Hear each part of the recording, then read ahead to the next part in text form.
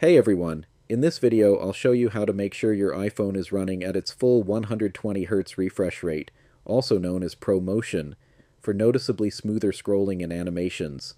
Let's get started. First, a quick compatibility check.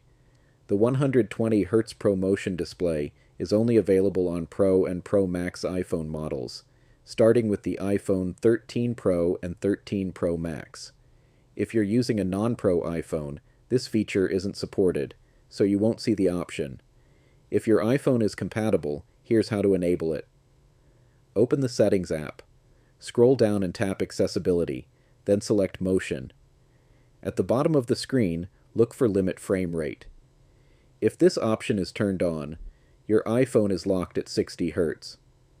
To unlock the full ProMotion experience, make sure this toggle is off. And that's it. No extra steps needed. Your iPhone will now automatically switch up to 120 Hz when needed, giving you smoother scrolling, faster animations, and an overall more fluid display. If you found this helpful, don't forget to like the video, leave a comment, and subscribe for more practical iPhone and Mac tutorials. See you in the next one.